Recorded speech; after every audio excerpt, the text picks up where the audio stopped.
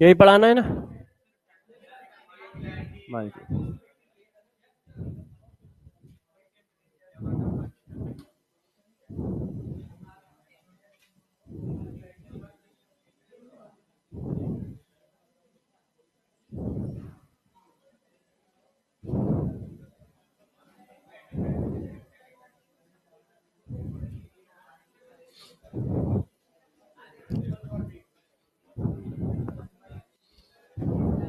कल टेस्ट है क्या? किस चीज का? क्या आरटी मतलब? अच्छा, रेगुलर सिलेबस का। अच्छा, उसमें फिजिकल आ रही क्या अगले महीने? अच्छा, हाँ पहले से तो सही है।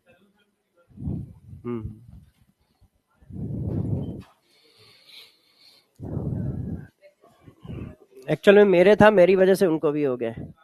वायरल है तो वायरल फैलता है। हाँ भाई बच्चों, देखो लास्ट क्लास में जहां तक बातें की थी उसी के आगे की बात करेंगे। तो आप लोगों को पहले मैंने पढ़ाया था रेट। रेट क्या होता है, रेट ऑफ रिएक्शन क्या होता है, ये बात बताई थी, है ना? तो आज हम लोग बात करने जा रहे हैं मॉलिक्यूलरिटी की। तो पहली क्लास में रेट, रेट ऑफ रिएक्शन, इतनी बातें बता दी थी, है ना? रेट पढ़ा दिया था शायद, रेट ऑफ रिएक्शन पढ़ा दिया था। हाँ, type of rate of reaction बताएंगे। तो अब जरा देखो यार, अब बच्चों हम लोग बात करने जा रहे हैं मॉलिक्यूलरिटी की। तो मॉलिक्यूलरिटी की जब आप बात करने जा रहे हो तो मॉलिक्यूलरिटी में क्या क्या बातें समझनी है, तो उससे पहले आपको एक और टर्म समझना पड़ेगा, तो उसको भी पढ़ा देता हूं, फिर करता है।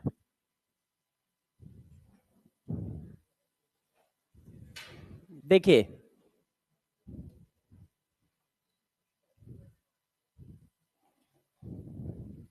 रिएक्शन को हम लोग स्टेप के बेसिस पे दो पार्ट में डिवाइड करते हैं।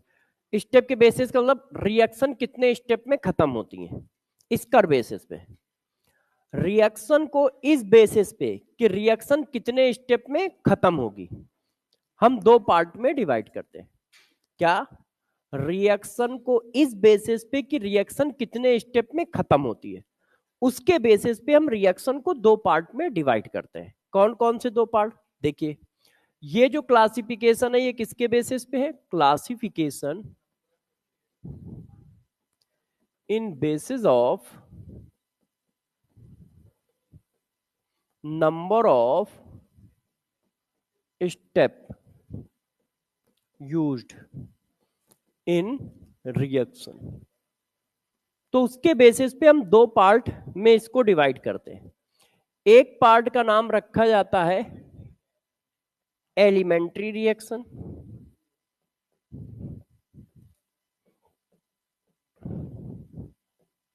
और एक पार्ट का नाम रखा जाता है कॉम्प्लेक्स रिएक्शन।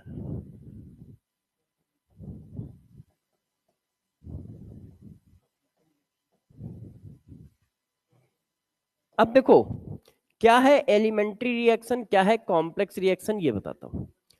यदि कोई रिएक्शन एक स्टेप में खत्म हो रही है तो हम उसको नाम देते हैं एलिमेंट्री रिएक्शन। यदि कोई रिएक्शन एक स्टेप में खत्म हो रही है, सिंगल स्टेप में खत्म हो रही है, तो हम उसको नाम देते हैं एलिमेंट्री रिएक्शन। और एक से ज्यादा स्टेप में खत्म हो रही है तो उसको नाम देते हैं कॉम्प्लेक्स रिएक्शन। तो यदि कोई रिएक्शन किस में हो रही है, एक स्टेप में खत्म है, complete in one step, complete in one step.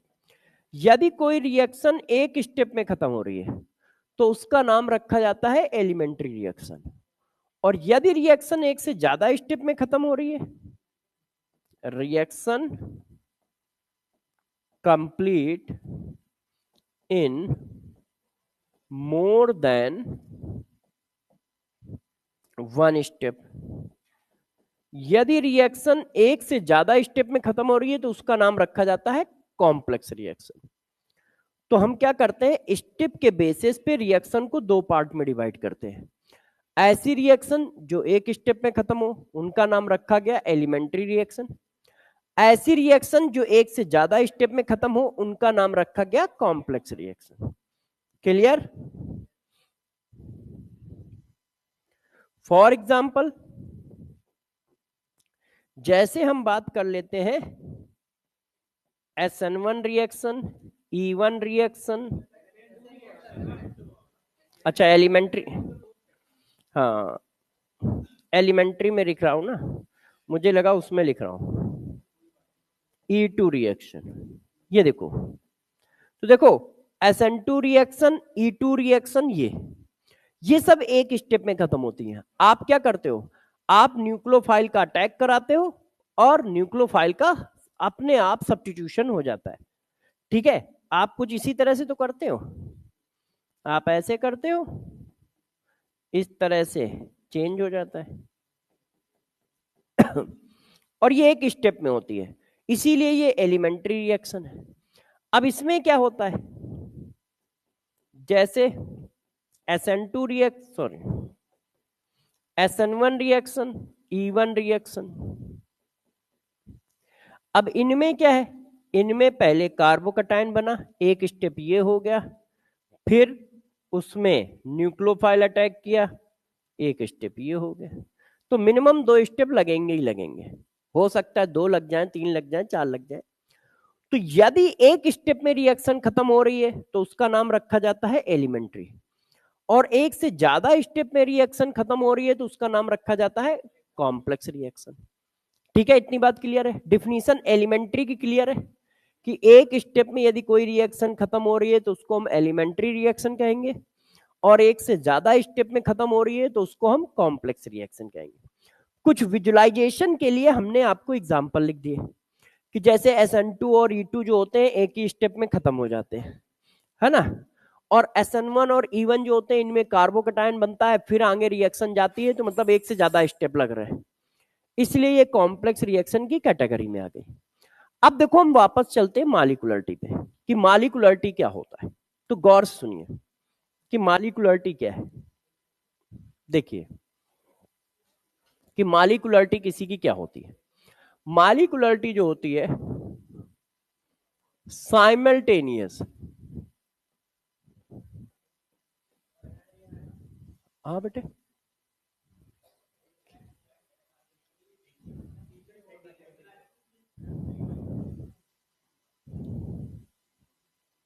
देखना है कुछ, छापना है, छाप लो, फिर पढ़ा देंगे, ज्यादा देर मत लगाओ, बस आज 2-4 मिनट पहले भी छोड़ेंगे। कितने बजे जाते हैं आप लोग, छूटते हो? 2:50, हाँ तो 2:50 के आसपास ही छोड़ देंगे, मुझे लगा था 3 बजे छोड़ते हैं। हाँ हाँ, आप लोगों की क्लास मंडे, ट्यूसडे, वेडनेसडे नहीं होगी, मेरी नहीं होगी, कोई ना कोई तो होगी। ठीक है, थर्सडे को मैं वापस आ जाऊंगा, थर्सडे से फिर मेरी रेगुलर क्लास होगी 26 जनवरी तक, मतलब 25 जनवरी तक, फिर मैं 25 जनवरी के आसपास जाऊंगा 3-4 दिन के लिए। फिर तो मान लो कल नहीं होगी, 25 दिसंबर तक नहीं होगी, उसके बाद फिर लगातार होगी। ठीक है, चाहे वो 1 जनवरी हो या 31 दिसंबर हो या कोई और डे हो, लगातार हम लोग फिर क्लास करेंगे। छप गया भाई तुम्हारा, छाप लिया? अच्छा, तो देखो हमने क्या लिखा, simultaneous collision of reactant species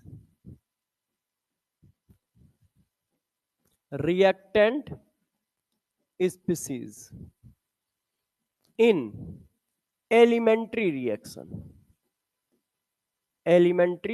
reaction is known as molecularity. Elementary reaction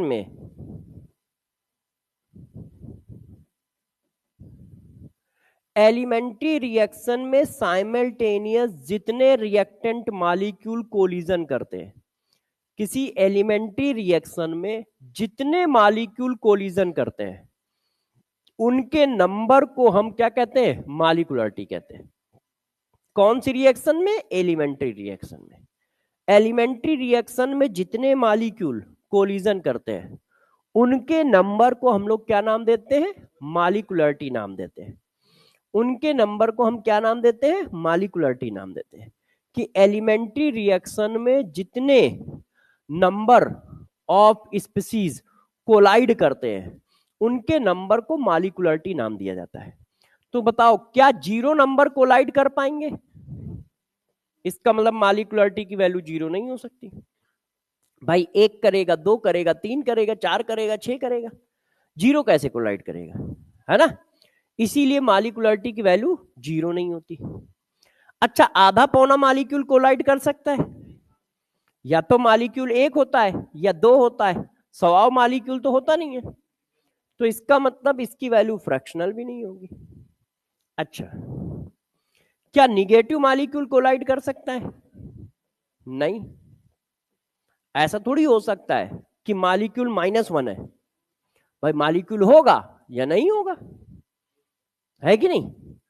तो जो मॉलिक्यूलरिटी की वैल्यू है वो कभी 0 नहीं होगी, कभी फ्रैक्शनल नहीं होगी, कभी निगेटिव नहीं होगी। क्यों? क्योंकि नंबर ऑफ मॉलिक्यूल कोलाइड कर रहे हैं एलिमेंट्री रिएक्शन में, उनके नंबर को मॉलिक्यूलरिटी कहा गया है।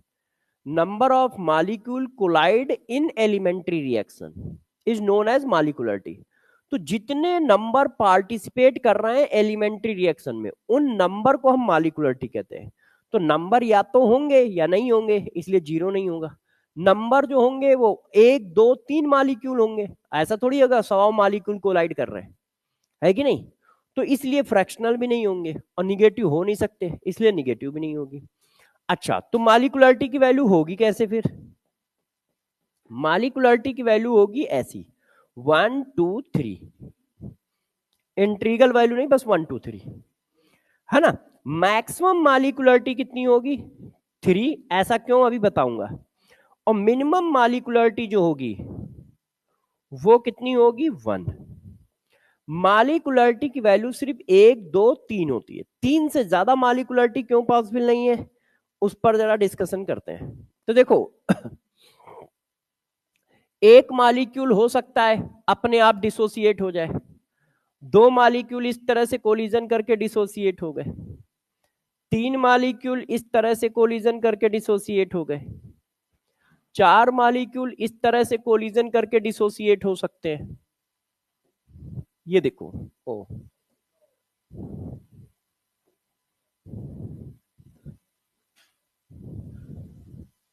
इस तरह से। अब जरा देखो, आपको रिएक्शन भी करानी है क्योंकि लिखा है simultaneous collision of reactant species in elementary reaction, मतलब रिएक्शन होनी चाहिए। तो कोलिजन तो 4 मॉलिक्यूल की भी पॉसिबल है, 5 की भी पॉसिबल है, 6 की भी पॉसिबल है, 10 की भी पॉसिबल है, 12 की भी पॉसिबल है, 18 की भी पॉसिबल है, मगर उस कोलिजन से प्रोडक्ट नहीं बनता है। इस वजह से ये मॉलिक्यूलरिटी में काउंट नहीं होते हैं, क्योंकि ये प्रोडक्ट में कन्वर्ट नहीं होते, क्योंकि इतनी एनर्जी जनरेट नहीं कर पाते कि रिएक्टेंट के बीच के बॉन्ड ब्रेक हो सके और प्रोडक्ट बन सके। तो हमें वो कोलिजन काउंट करनी है कि कोलिजन भी हो और प्रोडक्ट बने भी, क्योंकि आप कह रहे हो नंबर किस में चाहिए, एलिमेंट्री रिएक्शन में चाहिए, इसका मतलब रिएक्शन होनी चाहिए। Number of species collide in elementary reaction, मतलब रिएक्शन होनी चाहिए। अब यदि हमको रिएक्शन करानी है तो 4 मॉलिक्यूल कोलाइड करेंगे, 5 करेंगे, 6 करेंगे, 7 करेंगे, 10 करेंगे, तो कोलिजन तो हो जाएगी, मगर वो प्रोडक्ट नहीं बनाते हैं, इस वजह से इनको हम काउंट नहीं करते। तो मॉलिक्यूलरिटी की वैल्यू या तो 1 होगी या 2 होगी या 3 होगी। तो मैक्सिमम मॉलिक्यूलरिटी इसके हिसाब से कितनी पहुंची जाके 3, मिनिमम कितनी पहुंची जाके 1, क्योंकि 0 फ्रैक्शनल निगेटिव हो नहीं सकती है। अच्छा, मॉलिक्यूलरिटी जो है एक थ्योरेटिकल क्वांटिटी है। थ्योरेटिकल क्वांटिटी का मतलब हुआ कि थ्योरेटिकल मेथड से कैलकुलेट की जा सकती है। तो मॉलिक्यूलरिटी एक थ्योरेटिकल क्वांटिटी होती है, थ्योरेटिकल मेथड से कैलकुलेट की जा सकती है। अब दूसरी, only define for elementary reaction. Molecularity mainly elementary reaction के लिए डिफाइन है, कॉम्प्लेक्स रिएक्शन के लिए डिफाइन नहीं है।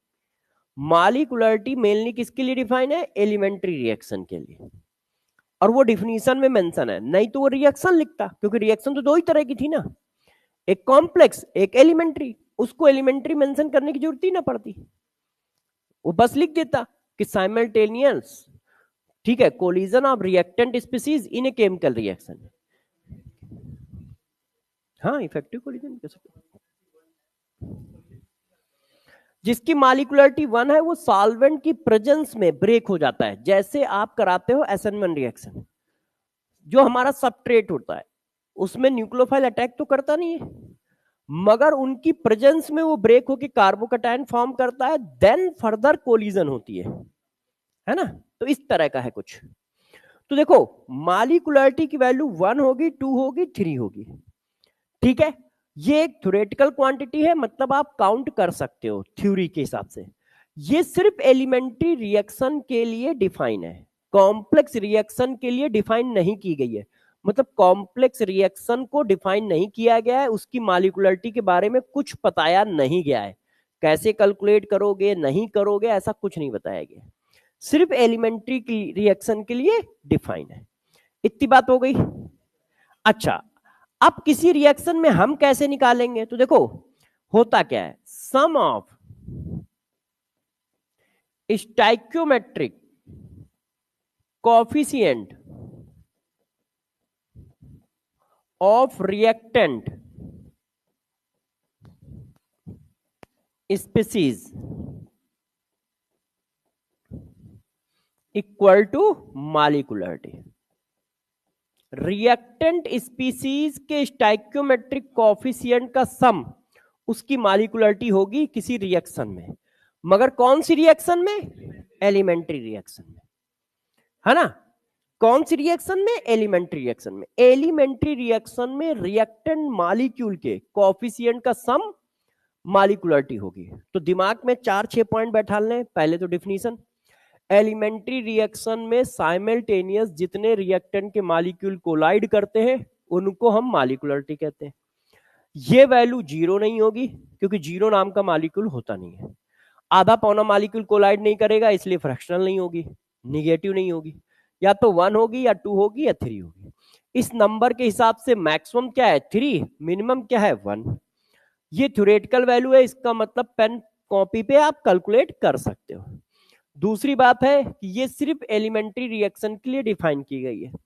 तीसरी बात है, किसी रिएक्शन में, किसी रिएक्शन मतलब एलिमेंट्री रिएक्शन में आप निकालोगे कैसे? तो वो उनके कोएफिशिएंट का सम होगा। इसके बेसिस पे जरा ये क्वेश्चन बताओ।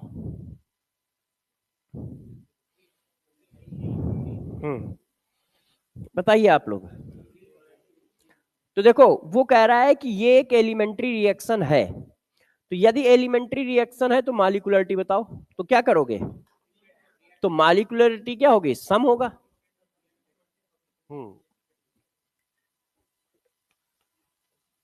तो वैल्यू कितनी आएगी? किसी को कोई कंफ्यूजन तो नहीं है भाई? 2 ये है, 1 ये है, 3 आ गई, क्योंकि मॉलिक्यूलरिटी क्या है, सम है किसका, कोफिशिएंट ऑफ रिएक्टेंट का। बच्चों ने जिद की तो एक क्वेश्चन और दे दिया, बताइए। तो मैक्सिमम मॉलिक्यूलरिटी 3 होगी, सही है। फ्रैक्शनल वैल्यू होगी calculated by theoretical method, yes. Molecularity mainly define, गलत। तो कौन सा है,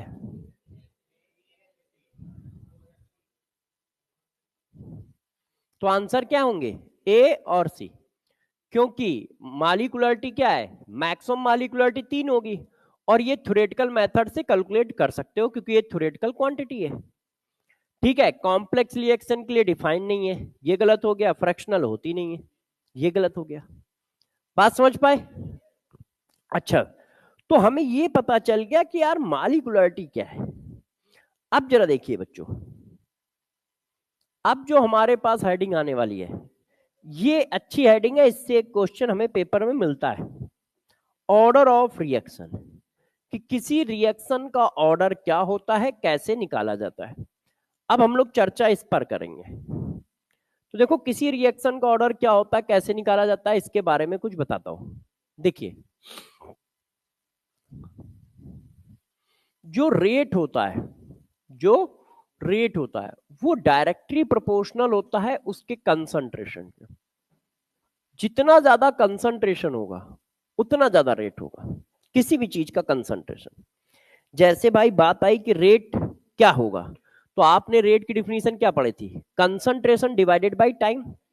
टाइम तो सबके लिए सेम ही था। इसका मतलब क्या है, जिसका कंसंट्रेशन ज्यादा उसका रेट ज्यादा। ये बात तो कल कर ही चुके हैं ना यार, है कि नहीं? तो इसमें कोई नई बात तो मैंने नहीं लिखी है ना, कि जितना ज्यादा कंसंट्रेशन उतना ज्यादा उसका रेट होगा, उतना ज्यादा वो तेजी से डिसोसिएट होगा। तो अब जरा देखो, रेट ऑफ रिएक्शन या रेट जो होता है वो कंसंट्रेशन के डायरेक्टली प्रोपोर्शनल होता है। मान लो कोई रिएक्शन है N1A plus N2B gives N3C। तो मैंने इसके रेट को लिखा, तो मैंने लिखा rate of reaction proportional to concentration of A after T time की power x, concentration of B after T time की पावर y।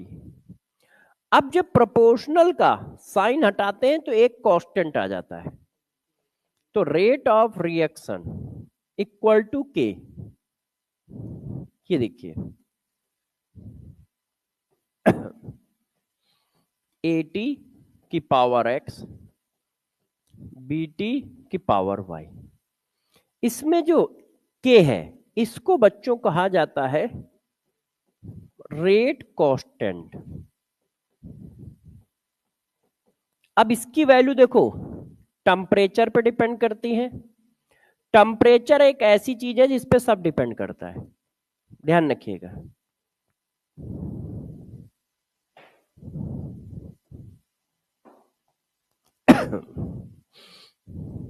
तो टेम्परेचर पे डिपेंड करेगा, पहला पॉइंट। और देखो nature of reaction, nature of reaction मतलब एक रिएक्शन का एक रेट कांस्टेंट होगा। नेचर ऑफ रिएक्शन का मतलब ये है, यदि कोई एक रिएक्शन चल रही है तो उसका रेट कांस्टेंट फिक्स रहेगा, मगर रिएक्शन चेंज होगी तो रेट कांस्टेंट की वैल्यू चेंज होगी। फॉर एग्जांपल आपको थोड़ा सा विजुअलाइजेशन देता हूं, जैसे यूनिवर्सल कांस्टेंट होता है आर, गैस कोई भी हो मगर आर की वैल्यू हमेशा फिक्स रहती है। इसका मतलब वो नेचर ऑफ गैस पे डिपेंड नहीं कर रहा है ना। कोई भी गैस हो आर की वैल्यू आप हमेशा 0.0821 आप डाल देते हो। ऐसा नहीं होता कि गैस चेंज हुई तो आपने आर की वैल्यू चेंज हुई। उसी तरह हेनरी कांस्टेंट, यदि गैस चेंज हो रही है तो हेनरी कांस्टेंट की वैल्यू चेंज हो रही है, इसका मतलब वो नेचर ऑफ गैस पर डिपेंड कर रहा है। उसी तरह रेट कांस्टेंट, यदि रिएक्शन चेंज होगी तो रेट कांस्टेंट की वैल्यू चेंज होगी। वही रिएक्शन है तो रेट कांस्टेंट की वैल्यू वही रहेगी जब तक आप टेम्परेचर नहीं चेंज करते हो। बात समझ पा रहे हो डिफरेंसेस? हर एक रिएक्शन का अपना एक रेट कांस्टेंट होगा। क्यों? क्योंकि नेचर ऑफ रिएक्शन पे डिपेंड कर रहा है, नेचर ऑफ रिएक्शन पे। ऐसा नहीं किसी एक रिएक्शन का मिल गया तो अब दुनिया में जितनी रिएक्शन है सबके लिए वही वैल्यू डालनी है, नहीं, हर रिएक्शन का अपना एक रेट कांस्टेंट है। अच्छा, हाँ बेटे,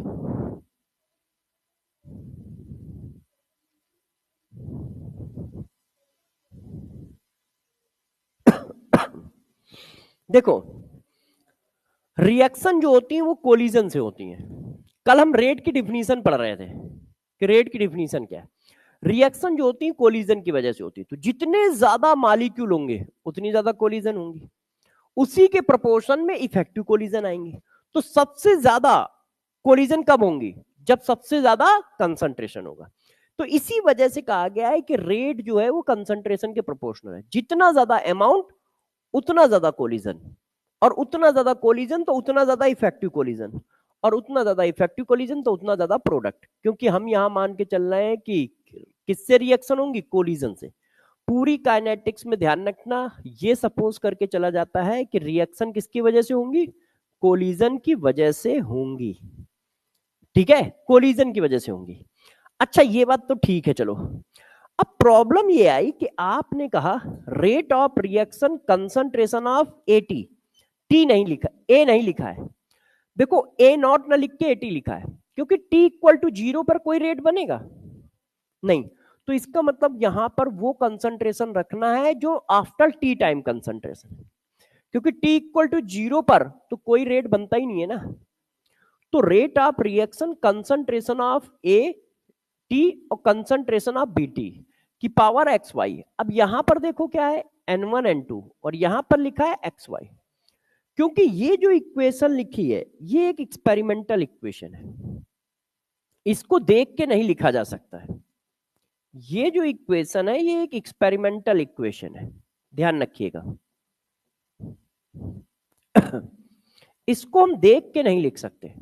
हम ये नहीं बता सकते, जो आप पूछ रहे थे उसी चीज की बात है, हम ये नहीं बता सकते कि कितने कंसंट्रेशन पे कितना बड़ा रेट चेंज आएगा, देख के नहीं बता सकते। ये बात कंफर्म है कि कंसंट्रेशन ज्यादा है तो रेट ज्यादा होगा, मगर वो ज्यादा स्क्वायर में चल रहा है, क्यूब में चल रहा है, या डायरेक्टली प्रोपोर्शनल चल रहा है, ये नहीं बता सकते। ज्यादा का मतलब बढ़ना होता है। तो हम ये तो बता सकते हैं कि कंसंट्रेशन ज्यादा तो रेट ज्यादा, मगर वो रेट किस रेशियो में बढ़ रहा है ये नहीं बता सकते कि वो इसको एक्सपोनेंशियल चल रहा है, क्यूब में चल रहा है, स्क्वायर में चल रहा है, ये नहीं बता पाएंगे। ये एक्सपेरिमेंटल वैल्यू है, ये एक्सपेरिमेंट पर डिपेंड करता है। इसीलिए कहा जाता है कि ये इक्वेशन एक एक्सपेरिमेंटल इक्वेशन है, ये इक्वेशन एक एक्सपेरिमेंटल इक्वेशन है, और इस इक्वेशन को कहा जाता है रेट लॉ एक्सप्रेशन।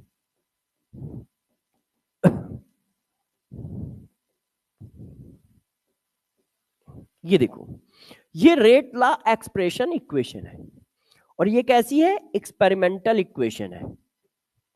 ये हमारी एक एक्सपेरिमेंटल इक्वेशन है।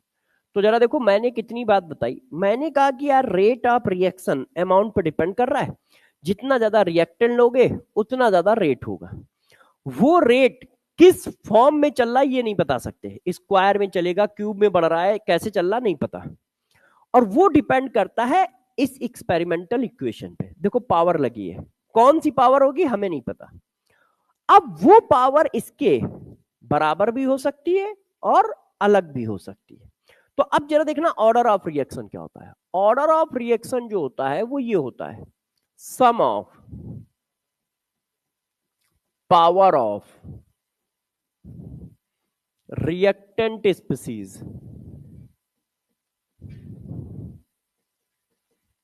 इन रेट लॉ एक्सप्रेशन इक्वेशन।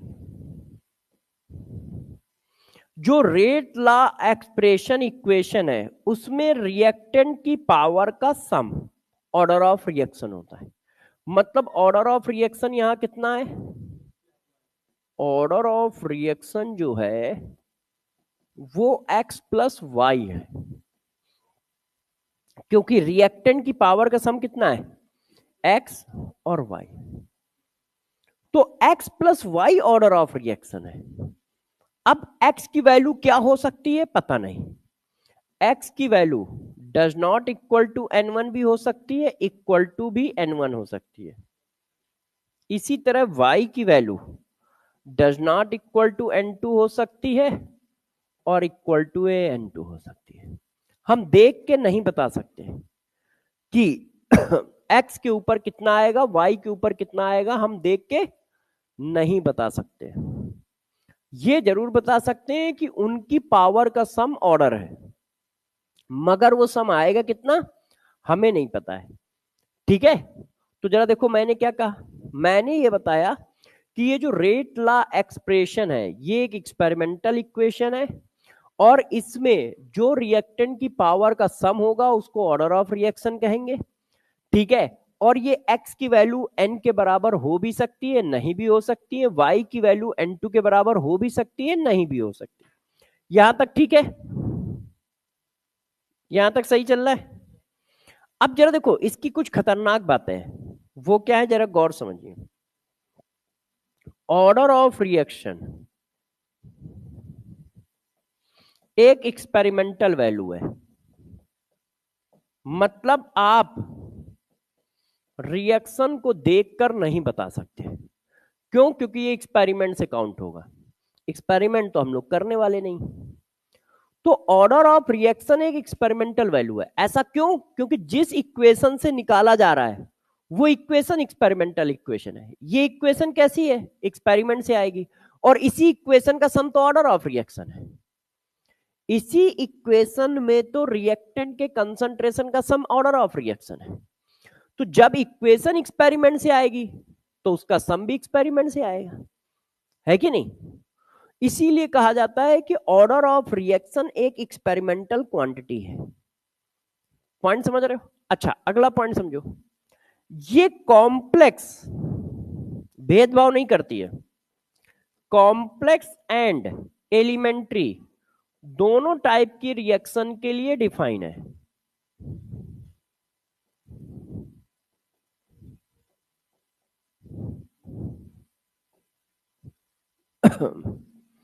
के लिए डिफाइन है। ये कॉम्प्लेक्स रिएक्शन के लिए भी डिफाइन है, एलिमेंट्री के लिए भी डिफाइन है। ऑर्डर ऑफ रिएक्शन आप कॉम्प्लेक्स का भी निकाल सकते हो, एलिमेंट्री का भी निकाल सकते हो। ऐसा नहीं है कि सिर्फ एलिमेंट्री का निकलेगा, आपकी मर्जी के ऊपर है, आप चाहो जो निकाल लो, आपकी मर्जी के ऊपर है, आप चाहो जो निकाल लो।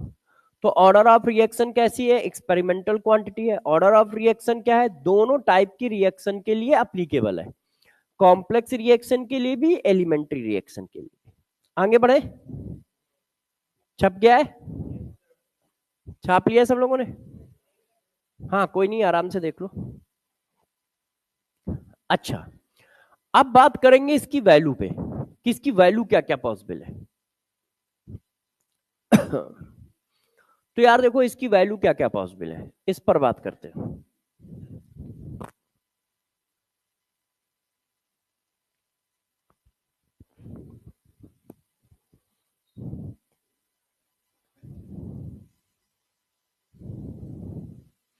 बताया जाए तो ऑर्डर ऑफ रिएक्शन क्या है, रेट लॉ एक्सप्रेशन में कंसंट्रेशन की पावर का सम, उसकी वैल्यू कोएफिशिएंट के इक्वल हो भी सकती है, नहीं भी हो सकती है। ये एक एक्सपेरिमेंटल वैल्यू है, ये एलिमेंट्री और कॉम्प्लेक्स दोनों के लिए डिफाइन है। अब देखो ये बच्चों जीरो भी हो सकती है, ये फ्रैक्शनल भी हो सकती है, क्योंकि ये पावर है ना, तो पावर तो कुछ भी लग सकती है। भाई वो मालिक्यूल के नंबर थे, तो मालिक्यूल के नंबर जीरो नहीं हो सकते, आधा पौना नहीं हो सकता, ये तो पावर है।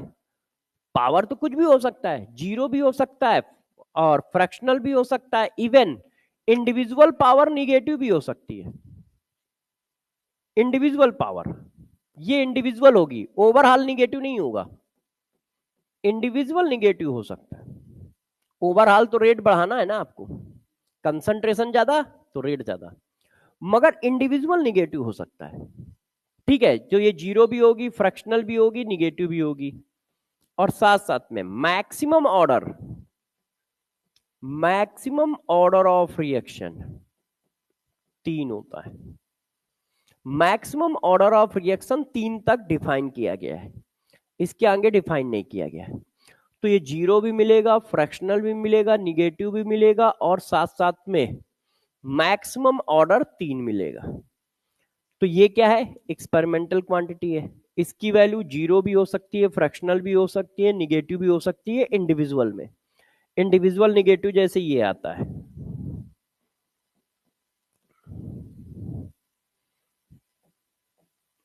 इसका ऑर्डर ऑफ रिएक्शन मान लो ये आया, रेट इक्वेशन, सॉरी, ये भी हम लोग आगे चल के निकालेंगे।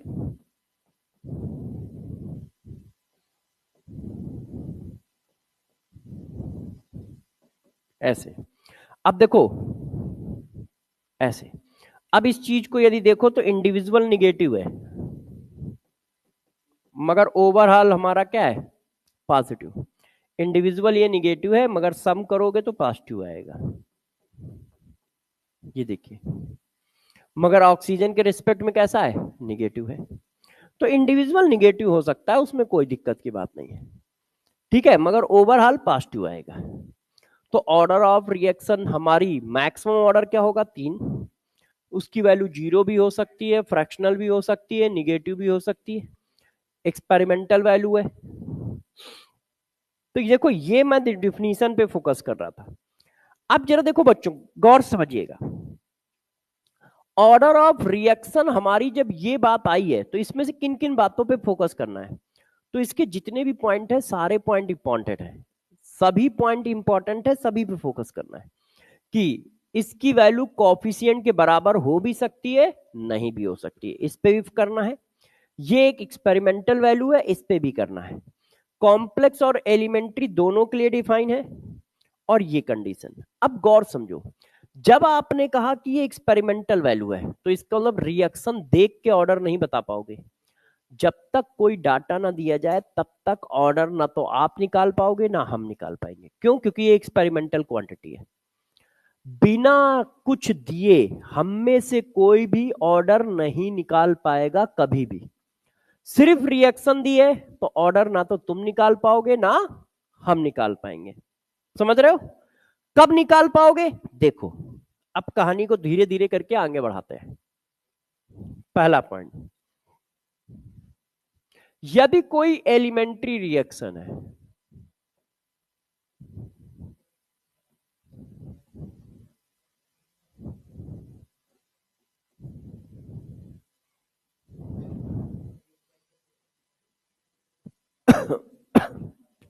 आवाज नहीं करो, यदि कोई एलिमेंट्री रिएक्शन है तो ऑर्डर देख के भी बताया जा सकता है, मगर सिर्फ एलिमेंट्री रिएक्शन। एलिमेंट्री रिएक्शन के केस में, गौर सुनिए, एलिमेंट्री रिएक्शन के केस में order of reaction equal to होता है मॉलिक्यूलरिटी के, या इक्वल टू होता है sum of stoichiometric coefficient of reactant. Elementary reaction के केस में ऑर्डर ऑफ रिएक्शन मॉलिक्यूलरिटी के बराबर होता है। सिर्फ एलिमेंट्री रिएक्शन के केस में बता रहा हूं। तो एलिमेंट्री रिएक्शन का ऑर्डर आप बिना देखे निकाल सकते हो, मतलब इक्वेशन दिए फिर भी निकाल सकते हो। क्यों? क्योंकि वो मॉलिक्यूलरिटी के बराबर होता है। फॉर एग्जांपल, जैसे देखो मैं क्वेश्चन दूं, मैं कह रहा हूं कि ये इक्वेशन एक एलिमेंट्री रिएक्शन है। ध्यान दीजिएगा आप लोग, डरिएगा नहीं। मैंने ऑप्शन दिए, ठीक है, मैंने कुछ ऐसा कहा, फाइंड आउट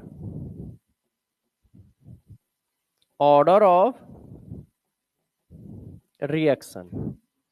ऑप्शन है 2, 3, 1,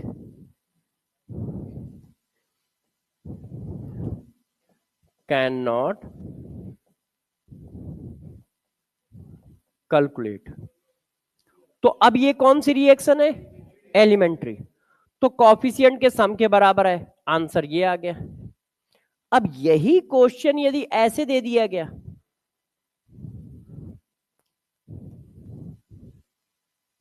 ओए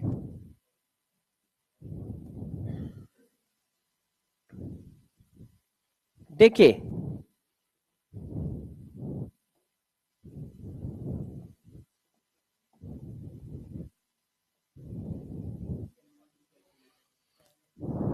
अब मैंने कहा आंसर बताओ। तो अब ये कॉम्प्लेक्स रिएक्शन है, तो अब हम नहीं कैलकुलेट कर सकते, कुछ और देना पड़ेगा, क्योंकि कोई डाटा आपने दिया नहीं है, सिर्फ रिएक्शन दी है। सिर्फ रिएक्शन को देखकर हम कुछ नहीं बता सकते। एलिमेंट्री है तो बता सकते हैं, मगर कॉम्प्लेक्स है तो नहीं बता सकते। तो उसी क्वेश्चन का आंसर 3 है, उसी क्वेश्चन का आंसर डी है। क्यों? क्योंकि मैंने रिएक्शन का टाइप चेंज कर दिया। तो कॉम्प्लेक्स रिएक्शन में जब तक कोई डाटा नहीं दिया जाएगा, तब तक हम ऑर्डर ऑफ रिएक्शन के बारे में नहीं बता पाएंगे। एलिमेंट्री में ये बात है कि हाँ भाई, ऑर्डर ऑफ रिएक्शन जो होता है वो मॉलिक्यूलरिटी के बराबर होता है, तो हम आराम से मॉलिक्यूलरिटी निकाल सकते हैं, क्योंकि मॉलिक्यूलरिटी एक थ्योरेटिकल वैल्यू है, तो हमारा ऑर्डर भी निकल आया। मगर यदि कॉम्प्लेक्स रिएक्शन है तो हम नहीं कर सकते। आप कोई डाटा प्रोवाइड करोगे तभी हम कर पाएंगे, आप कोई डाटा प्रोवाइड करोगे तभी हम कर पाएंगे, नहीं तो हम क्वेश्चन को नहीं कर पाएंगे। इतनी बात क्लियर है? इतनी बात क्लियर है? तो अब कौन कौन से डाटा प्रोवाइड किए जाएं तो ऑफ ऑर्डर ऑफ रिएक्शन निकाल सकते हो, इस पर आते हैं। तो एक एक करके उस पर हम लोग बात करते हैं। पहला, यदि हमें कोई rate constant they they, unit of rate constant, unit of rate constant, देखो यूनिट ऑफ रेट कांस्टेंट क्या है इसके बारे में बताता हूं। आपने लिखा रेट इक्वल टू होता है के कंसंट्रेशन ऑफ रिएक्टेंट की पावर एन। एन क्या है? Order of reaction. ये अभी मैंने रेट ला इक्वेशन ऐसी ही लिखी थी ना, तो अपनी तरफ से एक रेट ला इक्वेशन मान ली मैंने, रेट लॉ एक्सप्रेशन। ठीक है कि नहीं? अब हमें के की यूनिट निकालनी है, तो के की यूनिट क्या आएगी? रेट अपॉन कंसंट्रेशन की पावर एन। अब रेट की डिफिनीशन क्या होती है? Change in concentration divided by time. तो चेंज इन कंसंट्रेशन की यूनिट वही होगी जो कंसंट्रेशन की यूनिट होगी, तो ये हुआ कंसंट्रेशन की यूनिट डिवाइडेड बाय टाइम की यूनिट डिवाइडेड बाय कंसंट्रेशन की पावर एन। है कि नहीं? थोड़ा और घुमाया फिर आया, तो यूनिट ऑफ के निकल के आ गई कंसंट्रेशन की power 1 minus n into time inverse. ये जर्नल फॉर्म आया, क्योंकि आपने किसी की कोई वैल्यू नहीं रखी है। यहां तक किसी कोई कंफ्यूजन है? भाई रेट की यूनिट क्या होती है? Change in concentration upon time taken. तो चेंज इन कंसंट्रेशन मतलब कंसंट्रेशन की यूनिट कंसंट्रेशन अपॉन टाइम, और नीचे भी क्या है? कंसंट्रेशन। अब कंसंट्रेशन आप कुछ भी रख लो, तो जैसे देखो कंसंट्रेशन इन जनरल मोल पर लीटर में रखते हैं, तो आप मोल पर लीटर में रख लो। तो देखो यूनिट ऑफ के मोल पर लीटर की पावर अब टाइम जनरली किस में लेते हो, सेकंड में, तो ये आ गई। अब हर स्पेसिफिक ऑर्डर की यूनिट अलग अलग आएगी, क्यों, क्योंकि यूनिट किस पे डिपेंड कर रही है, एन पे डिपेंड कर रही है। चेक करो, सिर्फ एक वेरिएबल है एन और कोई वेरिएबल ही नहीं है। वन वन होता है, ठीक है, माइनस वन होता है, सिर्फ एन जो है जिसको हम बार बार चेंज कर सकते हैं। इसका मतलब हर एक ऑर्डर की एक अपनी अलग यूनिट होगी। इससे क्या पता चल रहा है, हर स्पेसिफिक ऑर्डर की एक अपनी अलग यूनिट होगी। चेक करो, इस फार्मूले से क्या पता चल रहा है, गौर सुनो, कि हर स्पेसिफिक ऑर्डर की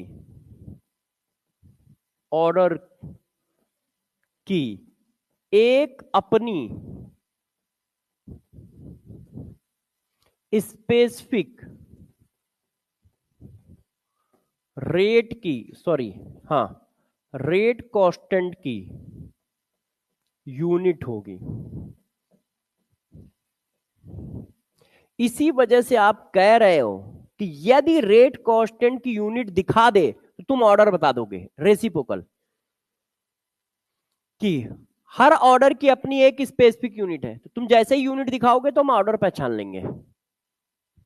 अब कौन कौन से ऑर्डर की क्या क्या यूनिट है, अब हम लोग अगले पेज पे चलते हैं, जरा इतना छाप लो। इसमें से मेन पॉइंट आप ये याद रखना कि भाई जर्नल यूनिट क्या है। आप इसमें से क्या याद रखोगे, जर्नल यूनिट क्या है, क्योंकि इसी पर एन की वैल्यू डाल डाल के नई नई हमारी यूनिट मिलेंगी। इसी पर एन की वैल्यू डाल डाल के हमें नई नई यूनिट मिलेंगी, तो हमें ये वाली वैल्यू पता होनी चाहिए। देखो अब एक एक करके डालता हूं, आप लोग बस देख लो, आप आगे बढ़े। अब देखिए,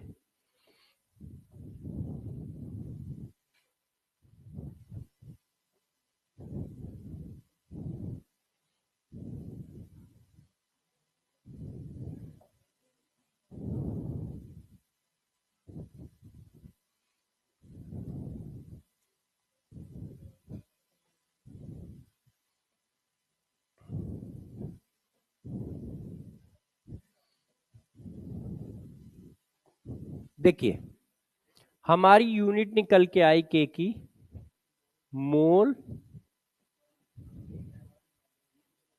पर लीटर के पावर n माइनस वन,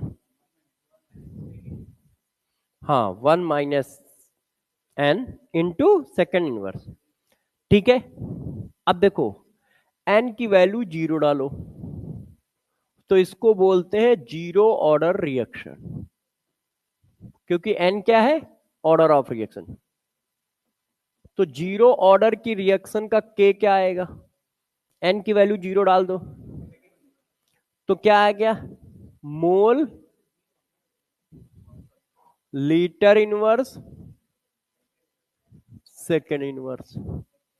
यदि ये यूनिट दिख जाए तो आप अपने आप बता दो कि ये जीरो ऑर्डर की रिएक्शन है, क्योंकि n इक्वल टू जीरो डालने पर ये यूनिट आ रही है, n इक्वल टू जीरो डालने पर ये यूनिट आ रही है।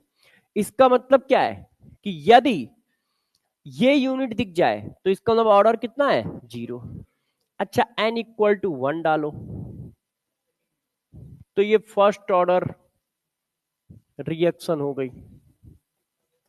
तो अब जब वैल्यू डालोगे तो k कितनी आएगी, वन माइनस वन जीरो, और किसी की पावर जीरो की वैल्यू वन, तो आएगा क्या, सेकेंड इनवर्स।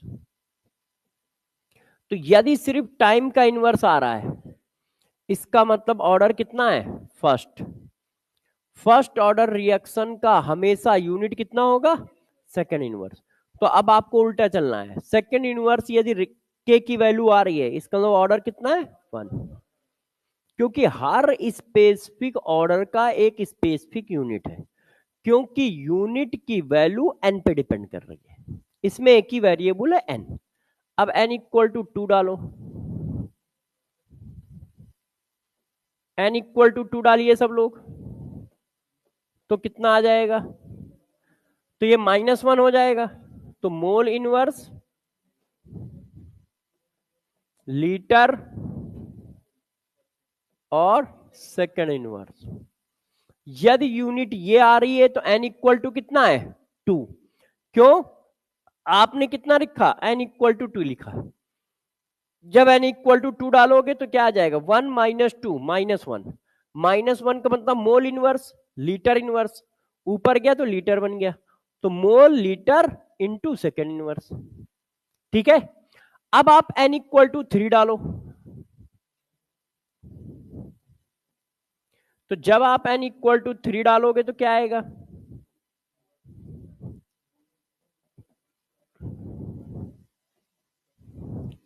तो माइनस 2 हो गया, तो mole minus 2 litre square second inverse.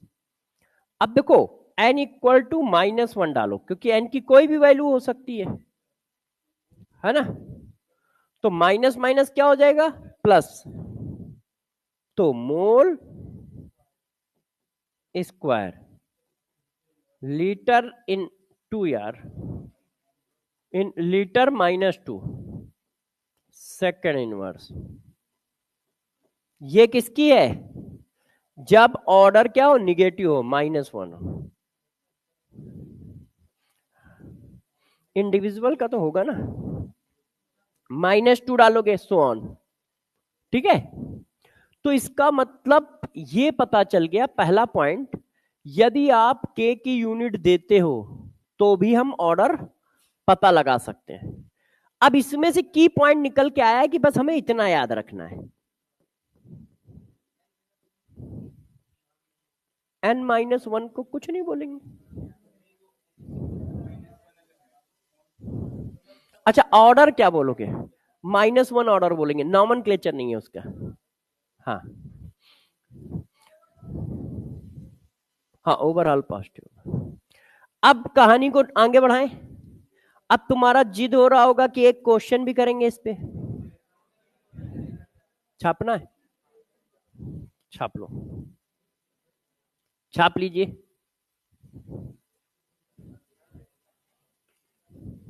जल्दी से छापिए।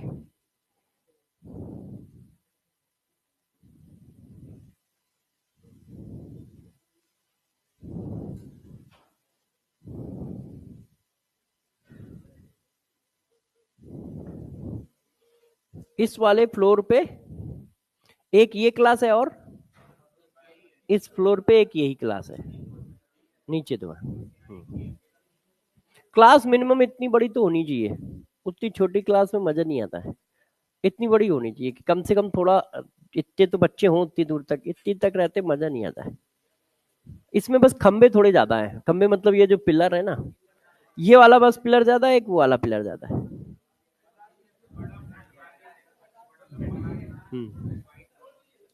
नहीं, बोर्ड तो आता है, बोर्ड आता है 100 इंच तक का।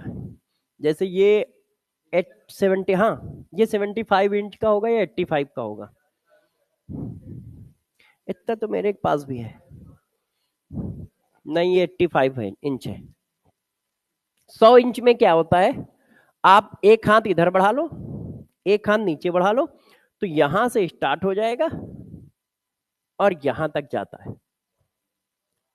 तो इतनी बड़ी क्लास में मस्त 100 इंच का बोर्ड लगाओ, और 100 इंच के बोर्ड पे आप पढ़ा दो, कोई दिक्कत नहीं है। 100 इंच के बोर्ड और 85 इंच के बोर्ड के प्राइस में बहुत ज्यादा 60-70 हजार का डिफरेंस होता है बस। ये आता है ये वाला आता है 1.5 से 2 लाख का। वो मैक्स सबका है क्या? कौन सी कंपनी का है? New line. अच्छा, मुझे तो पता नहीं, मेरे पास जो लगा है, ठीक है, मैक्स सबका लगा है। ठीक है, तो मेरा बोर्ड तो बहुत मस्त चलता है, कभी हैंग नहीं करता ना कुछ होता है। हाँ, मगर वो 75 या 85 इंच है, वो तो फ्री था।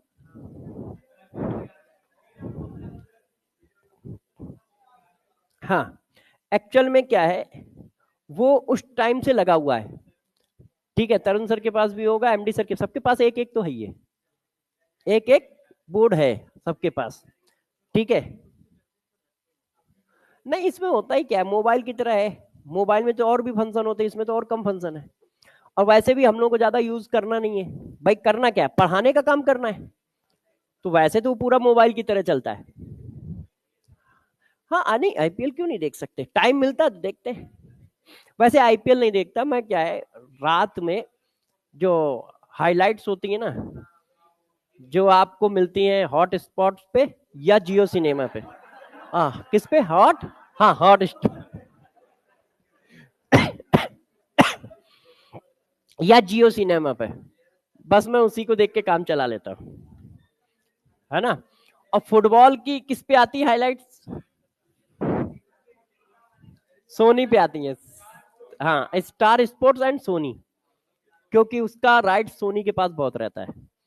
जैसे सोनी का चैनल इंडिया में नहीं चलता है, उधर बहुत चलता है स्पोर्ट्स का चैनल और सोनी का चैनल, तो वहां पे आपको मिलेंगे। जैसे आपको बिलमिंडन इस फेवरेट टीम, तो वैसे क्रिकेट में कह रहे हो? नहीं, क्रिकेट में, आईपीएल तो ज्यादा फोकस नहीं करता मैं, क्योंकि आईपीएल तो दिन में 3 बार होता है गेम, कितना फोकस करोगे आप। फिर भी मुंबई इंडियंस, दो ही टीम है, एक मुंबई इंडियंस है, एक है चेन्नई सुपर किंग। अब उसी में किसी में एक पाले में गिर जाओगे, है कि नहीं। तो ये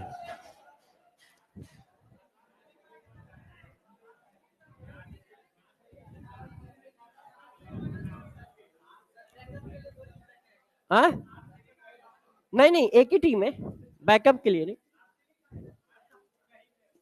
देखो, गेम को जीतने के लिए आपके पास प्लेयर भी होनी चाहिए, मगर लीडर आपका ठीक होना चाहिए। अब लीडर में सिर्फ जोश ही भरा है तो काम थोड़ी चलेगा यार, वहां तो होश का काम है।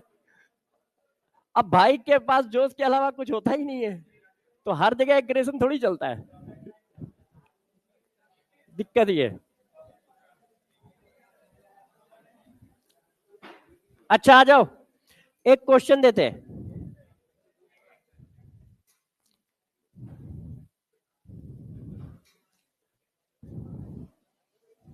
और फुटबॉल में अर्जेंटीना, अर्थ,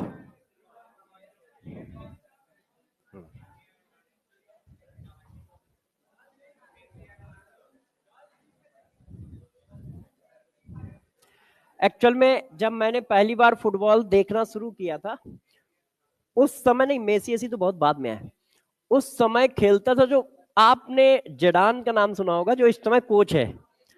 तो जडान फ्रांस से खेलता था, और अर्जेंटीना से खेलता था एक बॉल लंबे बाल वाला बसुस्ता, और ब्राजील से खेलता था रोनाल्डो, ये वाला रोनाल्डो ने, एक और, उस समय ये खेलते थे। और इटली की टीम से भी खेलते थे, मगर इटली की टीम एक ऐसी टीम है जिसमें टीम कोऑर्डिनेशन बहुत है, मतलब कोई पॉपुलर प्लेयर कभी नहीं मिलेगा, मगर उनको गेम खेलना आता है। जैसे स्पेन की टीम में कभी कोई पॉपुलर प्लेयर नहीं मिलेगा, मगर उनको गेम खेलना आता है, गेम कैसे चलाना है। इटली, स्पेन, ये गेम बहुत अच्छा खेलते हैं। और जो ब्राजील, लैटिन अमेरिकी देश है, वो फास्ट बहुत खेलते हैं। जैसे देखो, आपको स्ट्राइकर हमेशा मिल जाएंगे, ब्राजील के मिल जाएंगे, या फिर बच्चा कुचा अर्जेंटीना के मिल जाएंगे। मतलब टॉप 3 स्ट्राइकर हमेशा वर्ल्ड में जब भी आएंगे तो उनमें से ये दोनों जरूर होंगे। हाँ, जर्मनी भी रहता है लगभग।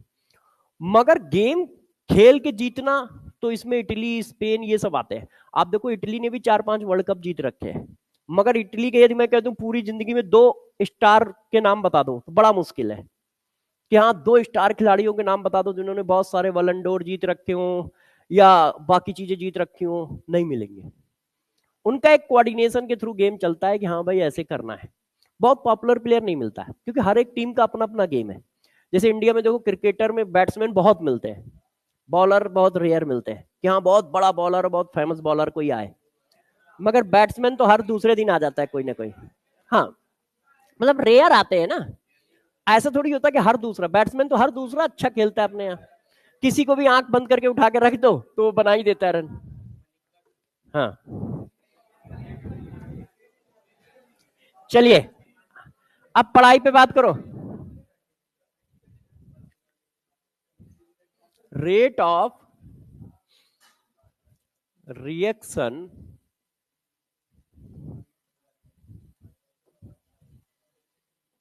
Rate constant of reaction is 1.5 into 10 की power -3 mole litre inverse second inverse. Find out order of reaction. 0, first, second, third. अब जरा देखो, अब इस रिएक्शन में मैंने रेट कांस्टेंट दिया है, ऑर्डर पूछा है। अब कोई डाटा प्रोवाइड करोगे तो ऑर्डर हम लोग निकाल लेंगे। आपने एक डाटा प्रोवाइड किया, क्या? रेट, ऑर्डर निकाल देंगे, कोई दिक्कत की बात नहीं है। अब कैसे निकालोगे? रेट की यूनिट, क्योंकि हर एक ऑर्डर की एक स्पेसिफिक यूनिट है। अब मान लो किसी बच्चे को नहीं याद है, तो आप जर्नल फॉर्म याद रखो। हमें जर्नल फॉर्म याद है, जर्नल फॉर्म हमारा ये है।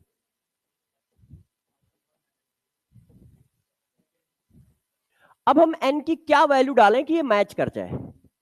तो अब आप एन की वैल्यू डाल के देखो क्या डाला जाए कि मैच कर जाए। तो यदि एन की वैल्यू 0 डालेंगे तो मोल आ जाएगा, लीटर इनवर्स आ जाएगा, सेकंड इनवर्स आ जाएगा। एन की वैल्यू 0 डालने का मतलब 0 ऑर्डर की रिएक्शन। तो आप जर्नल फॉर्म को पकड़ के चलो कि हाँ यार जर्नल फॉर्म क्या है। और दूसरा, इस बात को भी पकड़ के चलो कि यूनिट ऑर्डर को डिफाइन करती है, क्योंकि आगे चल के अभी जब आगे पढ़ रहे होंगे तो ऑर्डर गिवन नहीं होगा मगर के गिवन होगा, तो उससे हमें ऑर्डर अपने आप पकड़ में आ रहा होगा कि नहीं यार ऑर्डर ये है, क्योंकि के की यूनिट ये लगी हुई है। तो ये कर पा रहे हो सब लोग? कर लोगे? कोई दिक्कत तो नहीं? अच्छा, अब जरा देखो इस पर और किस तरह के क्वेश्चन बनेंगे और किस तरह के क्वेश्चन करने होंगे, जरा ये देखिए। अब हम लोग बात करते हैं, और थोड़ा सा आपको समझना है, बहुत छोटा सा कॉन्सेप्ट है, क्वेश्चन बहुत बनेंगे और आसानी से हो जाएंगे। अब पॉइंट नंबर 3 देखिए, concentration versus rate of reaction, इनके बीच का रिलेशन भी ऑर्डर को बताता है। कैसे बताता है इसको अब हम लोग एक्सप्लेन करेंगे, ठीक है ना। कंसंट्रेशन और रेट ऑफ रिएक्शन भी ऑर्डर को डिफाइन करता है। कैसे करेगा, एक एक करके समझाता हूं। देखो एक रिएक्शन ये है इस तरह से, अब इसका रेट इक्वेशन मान लो ये दिया है, कोई दिक्कत तो नहीं है। तो एन क्या है? एन है order of reaction, order of reaction, है कि नहीं। अब देखो कंसंट्रेशन और रेट मिलके ऑर्डर कैसे डिफाइन करेंगे, जरा गौर समझिएगा। सपोज किया मैंने सपोज किया कि concentration of reactant increases x time. आपने कंसंट्रेशन कितना बढ़ा दिया है? एक्स टाइम बढ़ा दिया है, तो भाई रेट कितना बढ़ जाएगा? नया रेट जो आएगा वो कितना आ जाएगा? आपने कंसंट्रेशन एक्स टाइम बढ़ा दिया है,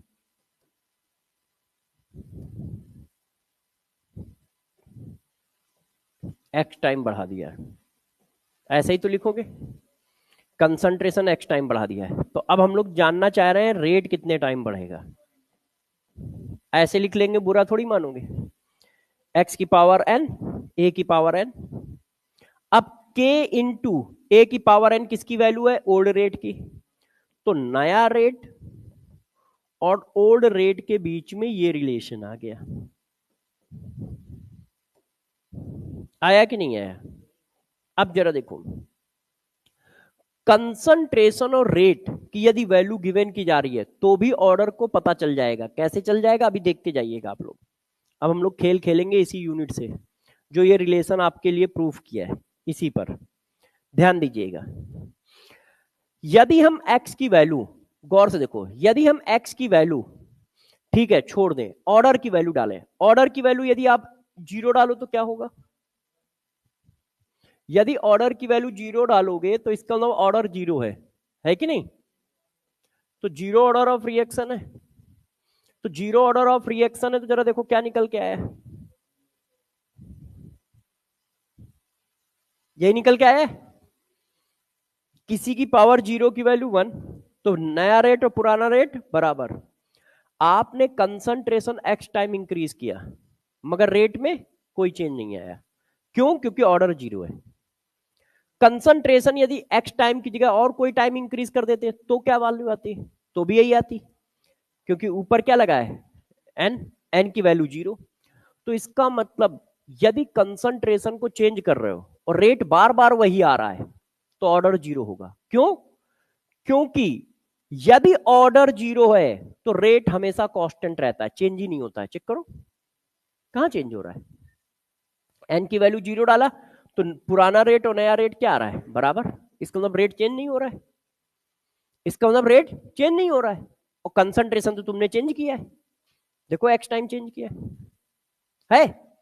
तो कंसंट्रेशन चेंज करने पर यदि रेट चेंज ही नहीं हो रहा है तो इसका मतलब उसके रिस्पेक्ट में ऑर्डर कितना है, 0। कंसंट्रेशन चेंज करने पर यदि रेट ना चेंज हो तो इसका मतलब उसके रिस्पेक्ट में ऑर्डर कितना है, 0। क्योंकि कंसंट्रेशन किसी एक रिएक्टेंट का चेंज करोगे, रिएक्शन का कंसंट्रेशन थोड़ी चेंज कर दोगे। रिएक्शन का कौन सा कंसंट्रेशन, रिएक्शन नाम की चीज कोई होती नहीं है, वो तो रिएक्टेंट और प्रोडक्ट से मिलके बनी होती है। तो कंसंट्रेशन या तो रिएक्टेंट का चेंज करोगे या प्रोडक्ट का चेंज करोगे, है कि नहीं? तो जिसका कंसंट्रेशन चेंज कर रहे हो उसके रिस्पेक्ट में ऑर्डर निकल के आ रहा है। तो कंसंट्रेशन चेंज करने पर यदि रेट चेंज नहीं हो रहा है तो इसका मतलब उसके रिस्पेक्ट में ऑर्डर कितना है, 0। ये बात कंफर्म हुई। इसका मतलब यदि आप कंसंट्रेशन और रेट के बीच में रिलेशन दोगे तो हम ऑर्डर 2 मिनट में निकाल देंगे। क्यों? आपने कंसंट्रेशन दिया, रेट दिया, फिर कंसंट्रेशन दिया, फिर रेट दिया, और दोनों रेट सेम है और कंसंट्रेशन अलग अलग है, तो इसका मतलब कंसंट्रेशन चेंज करने पे रेट चेंज ही नहीं हो रहा है, तो ऑर्डर कितना आएगा, 0। क्लियर है ये बात? अच्छा, अब आप जिद कर रहे हो तो कहानी को और आगे बढ़ाते हैं। अब जरा देखो, n=1 डालते हैं, फर्स्ट ऑर्डर। बताओ भाई, नया रेट क्या आया, x time of old rate, n की वैल्यू 1 डाली, तो कंसंट्रेशन कितना चेंज किया था, x टाइम, रेट कितना चेंज हुआ, x टाइम, मतलब same ratio. Concentration x time change, rate भी x टाइम चेंज, कब होगा, जब ऑर्डर 1 होगा। जब आपने n की वैल्यू 1 डाली तब ये आया है ना। इसका मतलब जो चेंज कंसंट्रेशन में हो रहा है वही चेंज रेट में हो रहा है, तो ऑर्डर 1 है। Concentration double, rate double, order 1। Concentration half, rate half, order 1। Concentration 10 गुना, रेट 10 गुना, ऑर्डर 1। कंसंट्रेशन 5 गुना, रेट 5 गुना, ऑर्डर 1। जो चेंजेस कंसंट्रेशन में है वही चेंजेस यदि रेट में है तो ऑर्डर हमेशा 1 होगा। देख लो आप, आपने कंसंट्रेशन x टाइम किया, रेट भी क्या हो रहा है, x टाइम बढ़ रहा है। कंसंट्रेशन x टाइम बढ़ा, रेट x टाइम बढ़ा। तो दो बातें हमारे दिमाग में बैठी कि कंसंट्रेशन चेंज करने पर रेट ना चेंज हो तो ऑर्डर 0, उसके रिस्पेक्ट में ऑर्डर 0। कंसंट्रेशन में जो चेंज हो रहा है वही चेंज रेट में हो रहा है तो उसके रिस्पेक्ट में ऑर्डर 1, है कि नहीं? कंसंट्रेशन डबल किया, रेट डबल हो गया, कंसंट्रेशन आधा किया, रेट आधा हो गया, तो इसका मतलब उस रिएक्टेंट के रिस्पेक्ट में ऑर्डर कितना चलेगा, 1। यहां तक सही है? तो बस खेल खत्म है, आगे इसी तरह से सो ऑन है। n=2 मार दो, तो n=2 मारने का मतलब सेकेंड ऑर्डर। अब जब सेकेंड ऑर्डर करोगे तो नया रेट क्या आ गया, स्क्वायर। इसका मतलब कंसंट्रेशन आप x टाइम चेंज कर रहे हो मगर रेट उसके स्क्वायर में चेंज हो रहा है। Concentration double, rate 4 times, square में जा रहा है। कंसंट्रेशन आधा, रेट 1/4 टाइम्स, स्क्वायर में जाएगा ना। Concentration triple, rate 9 times. तो यदि कंसंट्रेशन के स्क्वायर में रेट चेंज हो रहा हो तो ऑर्डर 2 है ना। देखो, concentration x time, rate x square time. ये कब आ रहा है? जब एन की वैल्यू 2 डाल रहे हो। तो अब हमें बात ये समझ में आ गई कि यदि कंसंट्रेशन चेंज करने पर रेट चेंज नहीं हो रहा है तो जीरो, कंसंट्रेशन चेंज करने पर वही रेशियो में रेट चेंज हो रहा है तो फर्स्ट, जो कंसंट्रेशन का चेंज है उसके स्क्वायर में यदि रेट चेंज हो रहा है तो सेकंड। क्लियर है? ये बात समझ पा रहे हो? क्योंकि अब हम इसी रिलेशन से सारे क्वेश्चन हम लोग बनाएंगे। तो कंसंट्रेशन के स्क्वायर में रेट चेंज हो रहा होगा तो सेकंड। अब मान लो n इक्वल टू 3 डालो, तो अब आप समझ ही गए होगे क्यूब में चेंज होगा, तो नया रेट क्या आएगा? कंसंट्रेशन ट्रिपल किया, रेट क्या हुआ? 27 टाइम्स, तो इसका मतलब थर्ड ऑर्डर। जो कंसंट्रेशन में चेंज है उसके क्यूब में रेट चेंज हो रहा है, तो ऑर्डर कितना होगा उसके रिस्पेक्ट में? 3। कंसंट्रेशन डबल किया, रेट 8 टाइम्स। कंसंट्रेशन 1/2 टाइम्स किया, रेट 1/8 टाइम्स, तो ऑर्डर कितना है? 3। तो अब जरा देखिए, अब इनको समराइज कर देते हैं। कंसंट्रेशन चेंज करने पे रेट ना चेंज हो, जीरो। जो कंसंट्रेशन में चेंज वही रेट में चेंज, फर्स्ट। जो कंसंट्रेशन में चेंज उसके स्क्वायर में रेट में चेंज, सेकंड। जो कंसंट्रेशन में चेंज उसके क्यूब में रेट में चेंज, थर्ड। अब एक माइनस का भी देख लेते हैं, कभी कभी वो बीच बीच में परेशान कर देते हैं हम लोगों को। अब बताओ, यदि रेट डिक्रीज कर रहा है तो इसका मतलब ऑर्डर माइनस है। क्यों? जब इसकी पावर निगेटिव डालोगे तो ये नीचे आ जाएगा। है, देखो बराबर है, इंक्रीज हो रहा है, इंक्रीज हो रहा है, इंक्रीज हो रहा है। यदि कभी रेट डिक्रीज करने लगे कि कंसंट्रेशन बढ़ाया और रेट कम हो रहा है, तो अपने आप समझ जाना ऑर्डर निगेटिव है उसका। बात समझ रहे हो कि नहीं? इतनी बात पहले समझ में आ रही है कि कंसंट्रेशन बढ़ाने पर यदि रेट डिक्रीज कर रहा है तो इसका मतलब ऑर्डर निगेटिव है। पहला पॉइंट तो ये है कि कंसंट्रेशन बढ़ाया और रेट डिक्रीज कर रहा है तो ऑर्डर निगेटिव है। अब कितना निगेटिव है?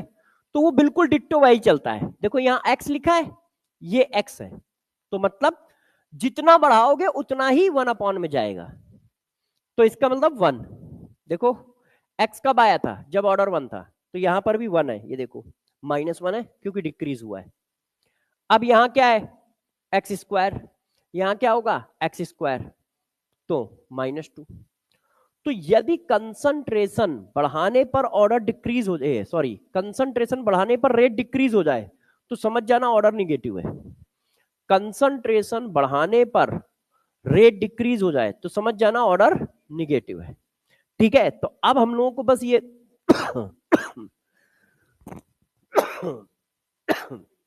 4 पॉइंट याद रखने हैं। कंसंट्रेशन चेंज करने पे रेट चेंज नहीं हो रहा है, 0। जो चेंज कंसंट्रेशन का वही चेंज रेट का, 1। जो चेंज कंसंट्रेशन का उसके स्क्वायर के चेंज रेट का, 2। जो चेंज कंसंट्रेशन का उसके क्यूब के चेंज का, थर्ड। जितना कंसंट्रेशन बढ़ा रेट उतना ही कम हो गया तो निगेटिव, ऊपर से -1। अब बात आई कि इन पर क्वेश्चन कैसे बनेंगे। तो आपने कहा है कि जो यदि आप डाटा दोगे तो हम ऑर्डर निकाल देंगे। तो देखो इन्होंने हमें डाटा दिया, इधर आ जाओ थोड़ी देर के लिए। अब देखो डाटा दिया गया है ना, अब हम निकाल देंगे। क्या आ रहा है? For the non stoichiometric reaction 2a + b, हाँ, C + D, the following kinetic data were obtained in 3 separated experiments, all at 298 Kelvin। अब वो कह रहा है रेट ला इक्वेशन बताओ। तो रेट ला इक्वेशन, जनरल रेट ला इक्वेशन क्या है? के रिएक्टेंट की पावर x y, हमें क्या पता, जो कॉफिशिएंट है वो पावर हो भी सकता है नहीं भी हो सकता है ना। अब हमें निकालना है। अब देखो ऐसे क्वेश्चन को हमें पेन नहीं चलाना है। कैसे करोगे मैं बताता हूं। आप क्या किया करो, कोशिश ये करो कि किसी एक का कंसंट्रेशन चेंज हो, दूसरे का कांस्टेंट हो, जैसे इजीली रिलेशन बन पाए। अब देखिए, अब आज 1 मिनट मुझे भी समझा लेने दो यार। अब देखो ये और ये कांस्टेंट है, तो इनको सेलेक्ट करो। क्यों? क्योंकि ये चेंज हो रहा है तो इन्हीं के रिस्पेक्ट में रेट चेंज हो रहा होगा। तो मैंने पहला और दूसरे का कंपेयर किया, इसका कंसंट्रेशन कांस्टेंट है, अब रेट क्या हो रहा है, डबल। चेक करो कंसंट्रेशन, हाँ कंसंट्रेशन क्या हुआ, डबल। रेट क्या हो रहा है, कोई चेंज नहीं। तो कंसंट्रेशन चेंज करने पे यदि रेट में कोई चेंज नहीं हो रहा है तो ऑर्डर कितना आएगा, 0 आएगा ना। देखो ये तो कांस्टेंट है, छूट गया। आपने बी को डबल किया, कंसंट्रेशन डबल करने पर रेट में कोई चेंज नहीं है। कंसंट्रेशन डबल करने पर रेट में कोई चेंज नहीं, तो ऑर्डर कितना होगा, 0। सही है कि नहीं भाई? यदि हम कंसंट्रेशन चेंज कर रहे हैं और रेट में कोई चेंज नहीं आ रहा है, इसका मतलब ऑर्डर क्या होगा, 0। यही तो पीछे पढ़ाया है, पीछे सब सही है, समझ पा रहे हो ना? हाँ बेटे पूछ लो, पहले ये तो पता चले कहाँ हो, तब तो बताएंगे कुछ। पूछो पूछो पूछो। अच्छा बता रहे हो, मतलब क्या कि सही पढ़ा रहा हूं? चलो सही है ना। अच्छा, अब जैसे ही इतनी बात पता चल गई तो आप चिपका दो क्वेश्चन में, क्योंकि अब हम तो पेपर कर रहे हैं ना। तो इसका मतलब ये फर्जी बात है, ये फर्जी बात है, ये फर्जी बात है। भाई बी के रिस्पेक्ट में रेट 0 है, और बी के रिस्पेक्ट में 1 है, बी के रिस्पेक्ट में 2 है, बी के रिस्पेक्ट में 1 है। हमारा तो बी के रिस्पेक्ट में 0 निकला है ना, तो यही वाला एक आंसर है। हम क्यों क्वेश्चन सॉल्व करें, मगर हम पढ़ा रहे हैं तो हम सॉल्व करेंगे। अच्छा अब देखो, अब कोशिश करो इसको कांस्टेंट करने की। तो पहला और तीसरा सेम है तो इनका कंपेयर कर लो। यहां क्या हो रहा है, ए का कंसंट्रेशन डबल, अब पहले और तीसरे का रेट 12 में 2 का मल्टीप्लाई करो 24। जो कंसंट्रेशन में चेंज वही रेट में चेंज। कंसंट्रेशन भी क्या हुआ है, डबल, और रेट भी क्या हुआ है, डबल। तो इसका मतलब ए के रिस्पेक्ट में ऑर्डर कितना होगा, 1। सही है ना? तो इसके रिस्पेक्ट में आ गया 1। ठीक है तो रेट इक्वेशन ये बन गई, बी के रिस्पेक्ट में ऑर्डर 0, ए के रिस्पेक्ट में order 1, total order of reaction 1 + 0 1। सही है? कैसे करना है समझ पा रहे हो? बच्चों ने कहा नहीं सर मजा नहीं आई, तो मैंने कहा चलो एक और करते हैं। अब इसको पढ़ो, एक रिएक्शन है 2a + b, अब वो कह रहा है कि रेट ला एक्सप्रेशन निकालो। फिर वही करते हैं, आपको क्या करना है, ऐसे एक्सपेरिमेंट सेलेक्ट करना है जिसमें हम एक को कांस्टेंट रख पाए, जैसे आसानी से निकाल पाए। नहीं होगा तो फिर भी निकाल लेंगे, मगर उसमें थोड़ा सा टफ लगेगा। तो देखो हम इनको कांस्टेंट कर दें, ये क्या हो रहा है, डबल। इनको चेक करो, 45 दूना 90, कंसंट्रेशन डबल किया, रेट भी डबल, सेम रेशियो चल रहा है, तो इसके रिस्पेक्ट में 1, ए के रिस्पेक्ट में 1 आ रहा है। तो ए के रिस्पेक्ट में 1 आ रहा है तो 2 भाई तो गए, है कि नहीं? अच्छा अब आगे आ जाओ, अब इसको कांस्टेंट करो। अब ये कहीं से कांस्टेंट हो ही नहीं रहा है ना, होने दो कोई दिक्कत नहीं है भाई, कांस्टेंट होने से कैलकुलेशन इजी हो जाती है, बस नहीं हो रहा है तो मत होने दो। अब देखो यार इनको कंपेयर करो, कंसंट्रेशन डबल, ये भी डबल हो रहा है। अब गौर समझते जाइएगा, ठीक है? ये कितना हो रहा है, 9 8 72, यहां तक कोई दिक्कत? अरे हमें भी पढ़ा लेने दो, इतनी मुश्किल से पढ़ा है, याद किया है सब, पढ़ा लेने दो। हाँ अब देखो, इसको भी डबल किया, इसको भी डबल किया, वो 8 गुना हुआ, कोई बात नहीं, इसका ऑर्डर मुझे पता है। तो जब तुम इसको डबल करोगे तो रेट क्या होगा? डबल। क्यों? इसका ऑर्डर तो पता है ना यार, है कि नहीं? तो जब इसको डबल किया तो रेट डबल हुआ, तो ये 8 गुना कैसे आ गया? इसका मतलब इसको डबल करने पर रेट 4 गुना हुआ है। 2 वेरिएबल एक साथ लग गए ना।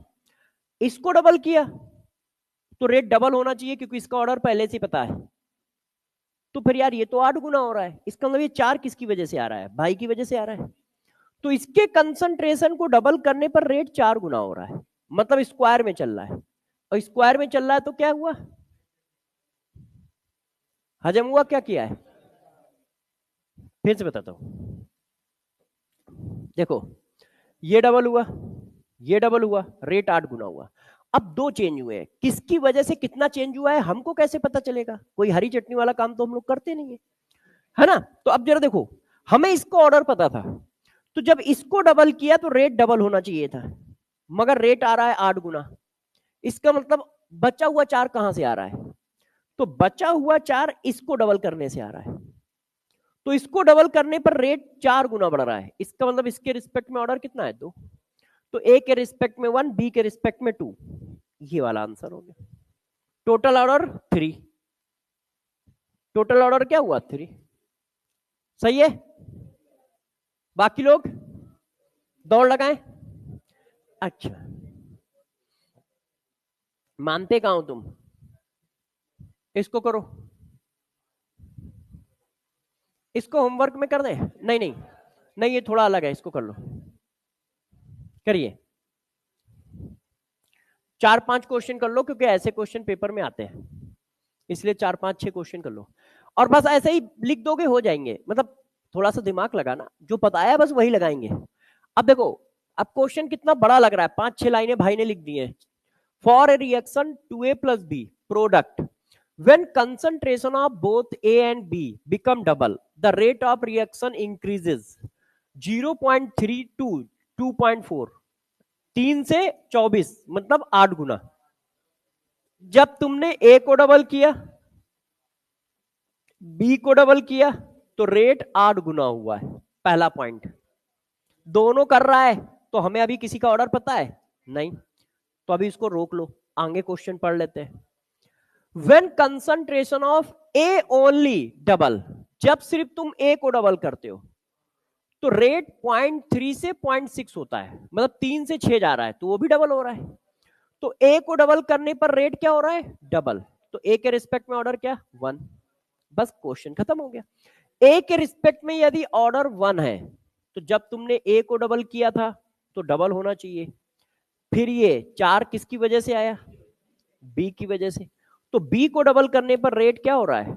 4 गुना। इसका मतलब B के रिस्पेक्ट में ऑर्डर सेकंड। तो A के रिस्पेक्ट में ऑर्डर 1, B के रिस्पेक्ट में सेकंड। बात समझ पाए? डिट्टो उसी तरह का है, बस उसने लैंग्वेज और डाटा अलग तरह से दे दिया है। कर पा रहे हो? उसने कहा जब दोनों को डबल करते हैं तो रेट 8 गुना होता है। 8 गुना को उसने ऐसे दिखाया कि पहले 0.3 था, अब 2.4 हुआ, है कि नहीं? मैंने कहा यार दोनों में किसी का ऑर्डर नहीं पता तो हम कैसे निकालेंगे, छोड़ दिया हमने कहा आगे पढ़ लेते हैं। फिर कह रहा है ए के रेट को, यदि ए के कंसंट्रेशन को डबल करोगे तो रेट डबल हो जाएगा, यदि सिर्फ ए के कंसंट्रेशन को डबल करोगे तो रेट डबल हो जाएगा। कंसंट्रेशन में जो चेंज हो रहा है वही चेंज रेट में हो रहा है, तो ये कब होता है? जब ऑर्डर 1 हो। तो इसका मतलब ए के रिस्पेक्ट में ऑर्डर 1। अब जैसे ही ए का ऑर्डर हमें मिल गया, जैसे ही ए का ऑर्डर हमें मिल गया वैसे ही बी का निकल आया। कैसे? इसको डबल किया तो रेट डबल होना चाहिए, तो ये एक्स्ट्रा 4 किसकी वजह से आ रहा है? इसकी वजह से। इसको डबल करने पर रेट 4 गुना हो रहा है, मतलब स्क्वायर में चल रहा है, तो इसका मतलब बी के रिस्पेक्ट में ऑर्डर कितना होगा? 2। इसका मतलब बी के रिस्पेक्ट में ऑर्डर कितना होगा? 2, है कि नहीं? ये लो, इसको करो। आईआईटी मेंस 2022-23 का क्वेश्चन है, रद्दी है, तुम लोग कर दोगे 2 मिनट में, क्योंकि देखो लिखा है ना round of the nearest integer, तो वहां पे इंटीजर में भी आता है ना आंसर भरने को। अब वो क्या दे रहा है? NO का कंसंट्रेशन दिया है, Cl2 का कंसंट्रेशन दिया है, रेट दिया है। अब वो पूछ रहा है कि सम बताओ, ओवरऑल ऑर्डर ऑफ रिएक्शन बताओ। तो बताइए करें? देखो इसको कांस्टेंट कर लेते हैं, तो यहां क्या हो रहा है, डबल। रेट क्या हो रहा है, डबल। 18 दूनी 36 लगभग, तो इसके रिस्पेक्ट में ऑर्डर 1। आ जाओ, अब ये दोनों कंपेयर करो। क्यों? क्योंकि यहां ये सेम हो जाएंगे, तो ये तो सेम है, ये क्या हो रहा है, डबल। अब देखो 35 दूना 70, 70 दूना 140, 4 गुना। तो इसको डबल करने पर रेट 4 गुना हो रहा है, स्क्वायर में चल रहा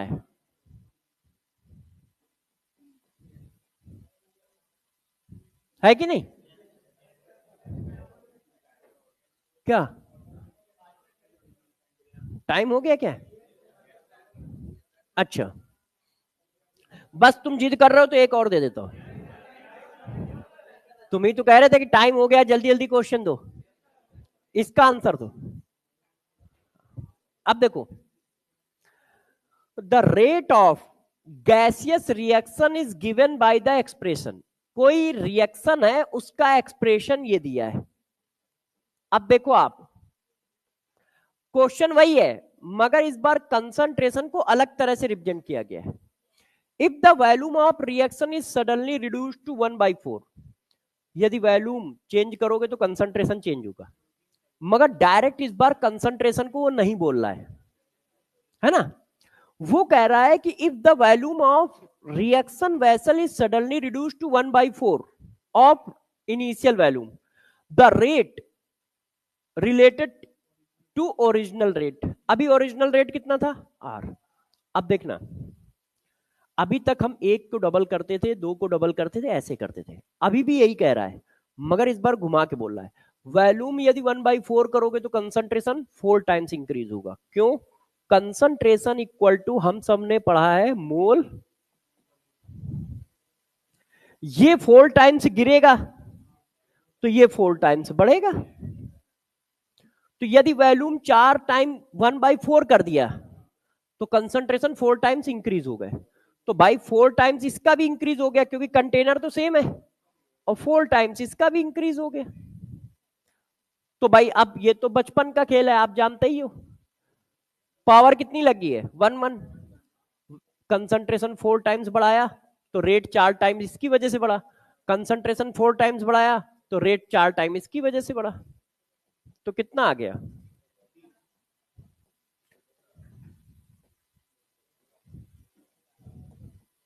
और ये क्या है, पुराना रेट, और ये क्या है, नया रेट।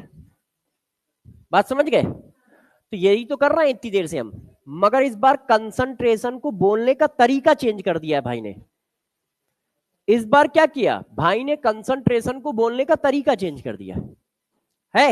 ऐसा नहीं कहा कि कंसंट्रेशन 4 गुना कर रहे हैं, कि दोनों का कंसंट्रेशन 4 गुना कर रहे हैं, तो बताओ रेट कितने गुना हुआ। तुम अभी लपेट देते कि सबका ऑर्डर 1/1 है, इसको 4 गुना किया तो रेट 4 गुना, उसको 4 गुना किया रेट 4 गुना, 16 गुना आ गया। उसने कहा नहीं, मजा नहीं आ रहा है। उसने कहा वॉल्यूम 1/4 कर रहे हैं, जैसे तुम थोड़ा सा परेशान हो, है कि नहीं?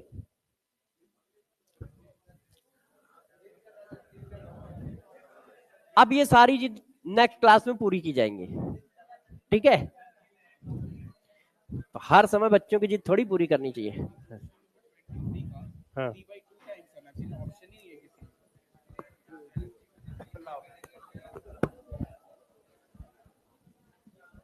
एक दो क्वेश्चन बताऊंगा क्योंकि अभी